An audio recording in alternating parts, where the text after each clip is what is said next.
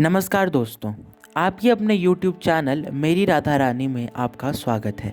आज की इस वीडियो में हम लाए हैं आपके लिए राधा रानी के भक्त केशव दास की सच्ची घटना कि आखिर क्यों श्री जी के भक्त केशव दास ने आज से 50 साल पहले 100 रुपये का नोट फाड़ दिया। तो चलिए शुरू करते हैं आज की सच्ची घटना। लेकिन उससे पहले अगर आप हमारे चैनल पर नए हैं तो चैनल को सब्सक्राइब कर लें, क्योंकि हम ब्रिज से जुड़ी वीडियो और भक्तों की सच्ची घटना इस चैनल पर लाते रहते हैं। तो आज से करीब 50 साल पहले की बात है। राधा रानी के एक भक्त हुआ करते थे जिनका नाम केशव दास था। वो नित्य प्रति राधा रानी की सीढ़ियों में जाकर पूरे दिन आंखें बंद करके राधा रानी का भजन किया करते थे। और पूरे दिन में जो भी साहूकार राधा रानी के दर्शन के लिए आते थे, केशव दास के लिए दान में कुछ पैसे या कपड़े दे जाते थे, जिससे केशव दास अपना परिवार चलाते थे। रोज़ाना केशव दास का यही काम था और इससे ही लाडली जू की भक्ति हो रही थी और केशव दास अपना जीवन व्यापन कर रहे थे।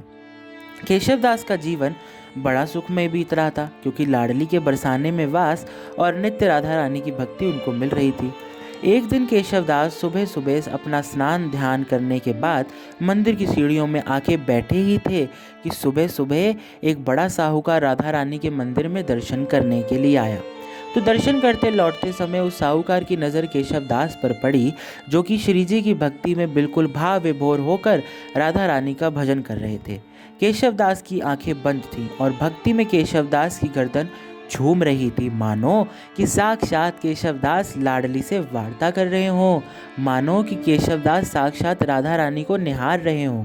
इतनी भक्ति में मगन थे केशव दास कि उनको कोई अंदेशा ही नहीं था कि देश का इतना बड़ा व्यापारी आज राधा रानी के दर्शन के लिए आया है।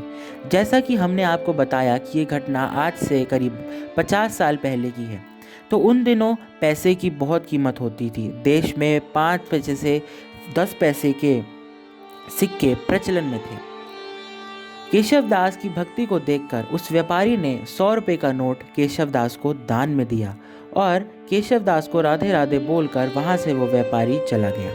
जब केशव दास ने व्यापारी को राधे राधे सुनी तो केशव दास का ध्यान टूटा और केशव दास ने भी जवाब में राधा नाम का उच्चारण किया और आंखें खोलकर देखा तो उनके सामने व्यापारी का दिया हुआ 100 रुपये का नोट पड़ा हुआ था। 100 रुपये का नोट देखकर मानो केशव दास के होश ही उड़ गए, क्योंकि उस दिन से पहले केशव दास ने 100 रुपये का नोट कभी अपने हाथों में नहीं लिया था। तो केशव दास के लिए यह बहुत बड़ी बात थी। लेकिन व्यापारी तो वहां से चला गया था, लेकिन केशव दास को सोचने के लिए कई सवाल दे गया था। केशव दास के पास 100 रुपये का नोट आते ही केशव दास सारा दिमाग भजन से हट गया। अगले ही पल केशव दास सोचने लगे, अब इन 100 रुपये में से 50 रुपये बैंक में जमा कर दूंगा, बाकी पैसों को कुछ ज़रूरत की चीज़ें ले जाऊंगा।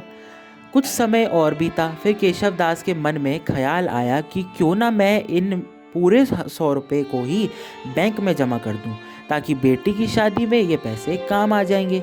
ऐसे ही सोचते सोचते केशव दास को दोपहर के 2 बज गए। राधा रानी का मंदिर बंद होने का समय आ गया। श्री जी का राजभोग हो गया, मंदिर बंद हो गया। फिर केशव दास ने भी सोचा, आज थोड़ी सी थकान हो गई है, चलो थोड़ा सा आराम कर लिया जाए। केशव दास वहीं सीढ़ियों पर आराम करने के लिए लेट गए। सोते सोते भी उनके मन में 100 रुपये का नोट का ख्याल चलता रहा। पूरी दोपहर ऐसे ही निकल गई, लेकिन केशव दास के दिमाग में उन 100 रुपये का ख्याल नहीं निकला, ना ही केशव दास आराम कर पाए। शाम को मंदिर दोबारा खुला और श्री जी के भक्त दर्शन करने के लिए आने जाने लगे, लेकिन केशव दास को कुछ भी समझ नहीं आ रहा था। बस 100 रुपये का नोट ही केशव दास के दिमाग में घूम रहा था। बस ऐसे ही दिन ढल गया, श्री जी का शयन हो गया और केशव दास ने अपने घर चलने के लिए सीढ़ियों से उठ गए, लेकिन 100 रुपये का नोट अभी भी केशव दास के दिमाग में अपना जाल बनाए बैठा था। जैसे ही केशव दास कुछ सीढ़ियां उतरे ही थे कि केशव दास ने 100 रुपये का नोट अपनी जेब से निकाला और उसकी टुकड़े टुकड़े कर दिए और उसे फेंक दिया।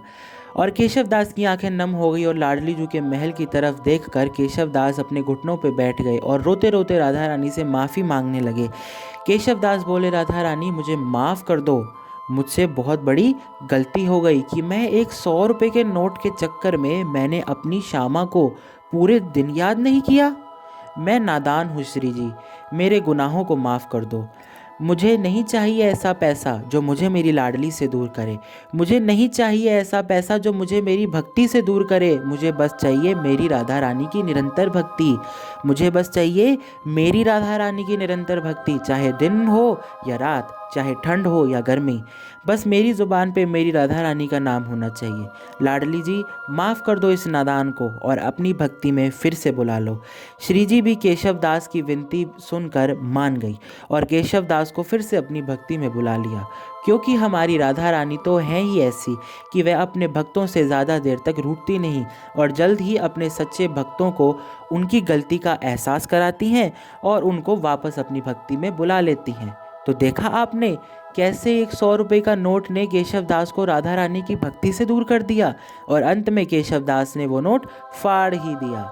बस हमेशा भगवान से मांगना चाहिए कि उनके चरणों में उनका दास की जगह बनी रहे, चाहे कितनी भी खुशी का माहौल क्यों ना हो, कैसी भी विपदा क्यों ना हो।